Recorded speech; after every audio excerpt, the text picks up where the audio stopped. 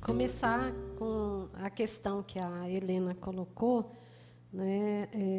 Na verdade, Helena, entendo sim que, né, as mulheres nem todas se enquadram nesse perfil geral que a gente foi colocando. Acho que faltou falar mesmo.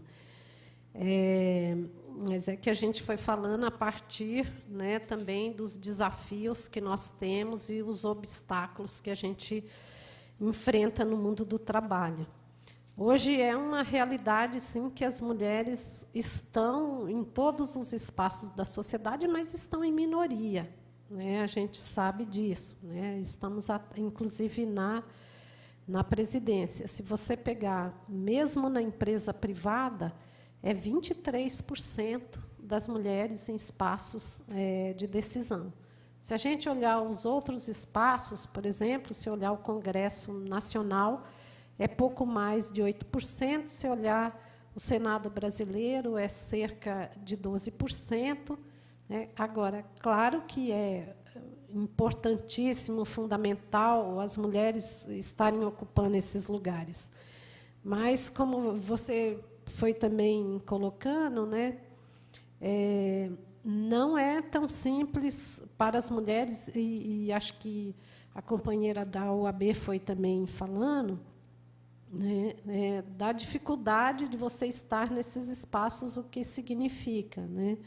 Porque ainda o espaço de gestão, os espaços, principais espaços de decisão, né, tem como referência, né, principal a referência masculina, né, da forma masculina de funcionar a sociedade, como se o masculino fosse um universal e neutro, né, que não é, né, nós sabemos disso, e todos os obstáculos, como a própria companheira aqui colocou, né, do que significa você estar galgar um degrau e depois ter que enfrentar muitos obstáculos machistas para você se manter naquele espaço. Tanto que, nesse sentido, a gente, para esse ano, tem um grande desafio, em 2014, né, que o movimento feminista está, junto com outros movimentos, que é trabalhar a questão da reforma política. Nós queremos fazer o plebiscito popular por uma constituinte exclusiva e soberana, né, pensando que a gente precisa fazer uma reforma política no Brasil, né, pensando uma democratização, né, profunda desse país, mas fazendo essa discussão, né, de como, né, essas situações afetam, né, as mulheres, né, não só nos espaços políticos, mas em todos os espaços, né, onde hoje as mulheres estão, né, e queremos que chegue cada vez mais, queremos ocupar, né, cada vez mais esses espaços que nos é de direito, né, mas o que significa estar nesses espaços e todas as dificuldades, né, que as mulheres têm enfrentado. Né? Você estava falando, claro que hoje, né, as mulheres, tem muitas mulheres que realmente elas não só atrasam o casamento, como tem muitas que, né, se sentem no direito de tomar decisão, que não querem ter filhos, que não vão casar, né, decidem, né, por uma vida profissional. Né? Se a gente for olhar nos anos 60, 70, a média de filhos por mulher era mais de 6. Hoje é 1,8, né? Pensando nos grandes centros urbanos. Né?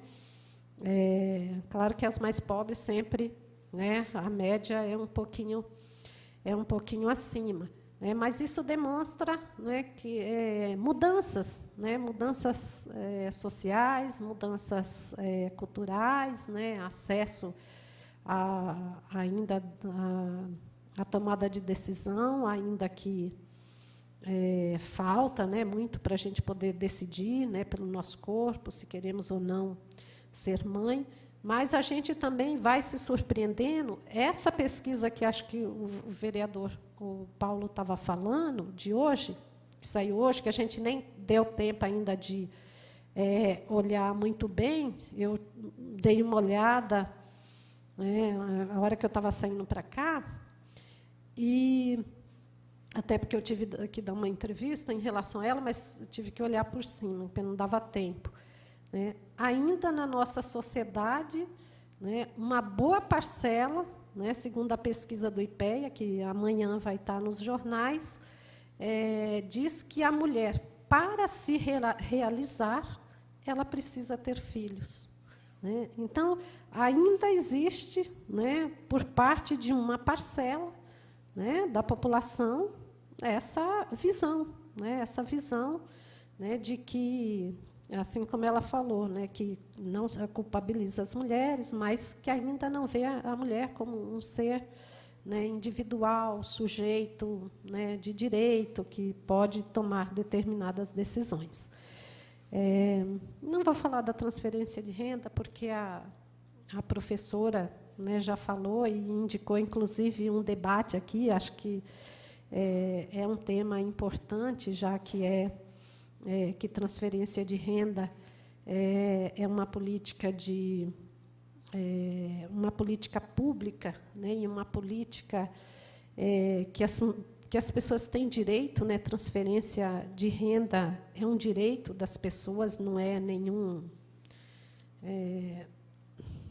não é esmola, não é nada, né? Não é assistência, é direito, é política pública, é direito, eu entendo assim, e acho que a gente precisa ter um estudo aprofundado e discutir profundamente o que isso tem significado, né, no Brasil, e aqui foi apontado essa questão.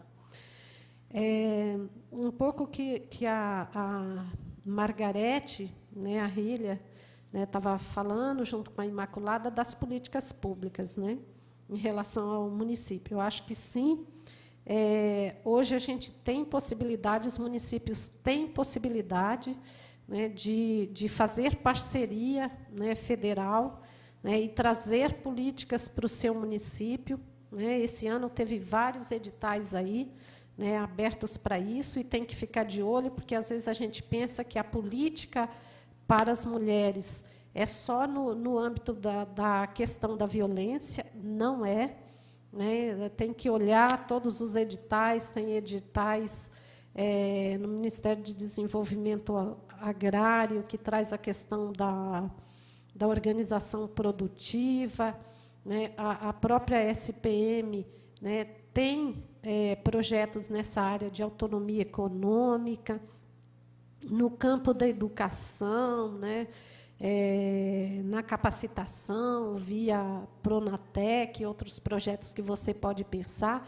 Eu acho que hoje tem possibilidade de construção de equipamentos. Eu acho que os municípios, principalmente os municípios que muitas vezes alegam, né, a dificuldade orçamentária de ter orçamento para construir equipamento, para ter políticas diferenciadas, tem que acessar, né, esses recursos que estão aí colocados, que é muito importante. Agora, São Paulo, por exemplo, a Prefeitura de São Paulo, a semana passada, recebeu, né, um ônibus, que é uma unidade móvel, que vai poder trabalhar nas periferias mais distantes, levando a questão, né, da prevenção em relação à violência contra a mulher, e é um equipamento, né, que foi repassado pelo governo federal, com projeto de manutenção e tudo. Acho que a gente tanto tem que articular com essas políticas federais, como, né, tem possibilidade de pensar como que o próprio município, né, destina orçamento, porque não se combate desigualdade, né, se a gente não tiver orçamento próprio, né, para trabalhar no município. Mas, pelo menos, a gente sabe que, para iniciar, tem essa possibilidade de fazer em articulação com o governo federal, e tem que aproveitar isso. Às vezes, os municípios não aproveitam como deveria aproveitar esses projetos e esses editais que estão aí colocados. Né? E aí, só comentar da Clara, né, que colocou da situação das avós, um pouco quando a gente fala da questão, né, das mulheres, da falta de acesso à creche e outros serviços, acaba que, muitas vezes, são realmente as próprias mulheres que acabam dependendo de outras mulheres, né, para conciliar essa situação, né, de trabalho. Então, ao invés de ser, né, o Estado, as políticas públicas, né, acaba recaindo, né, sobre outras mulheres. Então, é muito importante a gente, né, estar colocando sempre essa situação, porque, né, isso é parte da nossa luta, né, por políticas públicas, né, que demandam, né, políticas nesse campo da reprodução.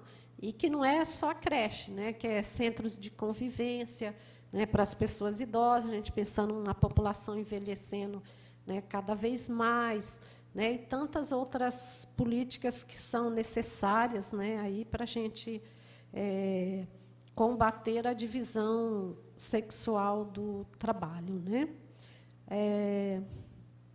Bom, não vou entrar na questão da companheira da OAB, mas acho que ela foi colocando bem, colocou a coisa da Lei Maria da Penha, que acho que talvez é outro debate, né, como a Margarete Arrilha falou, né, que da importância de estar fazendo aqui esse debate hoje.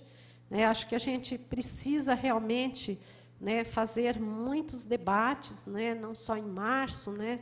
Então, por exemplo, na questão da violência, né, eu acompanhei muito a CPMI da violência contra a mulher, que teve aqui em 2012 e terminou em 2013, e um dos aspectos, por exemplo, da violência no Estado de São Paulo é de como ela está cada vez mais se interiorizando, né? Então, acho que hoje é importante a gente fazer esses debates, né? Fazer o debate para a gente buscar, né, como o município, né, pode dar resposta, né, a essas situações. E acho que um dos aspectos que eu acho muito importante é esse debate também trazido pelo legislativo, né? Porque muitas vezes a gente fala só, né, acho que o executivo vai fazer esse debate de políticas públicas, e a gente tem visto, muitas vezes, o legislativo fazendo, às vezes, projetos, né, que não correspondem às necessidades, né, que vai, muitas vezes, de contra ao direito das mulheres. Então, abrir esse espaço aqui, né, de discussão, para a gente poder refletir sobre a realidade, né, para as pessoas poderem se colocar, eu acho que é de fundamental importância para a gente poder pensar, né, que projetos, né, são importantes, né, o legislativo, né, apoiar, né, elaborar, construir em participação com a população. Eu acho que isso é um passo, né, muito importante, né, a gente, quando dá o voto, né, a gente dá o voto em confiança, mas a gente quer participar realmente, quer construir, né, os mandatos juntos. Então, acho que está de parabéns, né, o Paulo. E eu também termino, né, agradecendo a oportunidade de estar aqui em Jundiaí, de poder, né, fazer esse debate aqui do trabalho, e me coloco à disposição para a gente, né, e a SOF, não só eu na minha pessoa, mas a própria Marcha Mundial das Mulheres e a SOF, nos colocamos à disposição para fazer, né, muitos debates que tem aí nos desafiando a pensar, né, políticas públicas para construir a igualdade. Obrigada.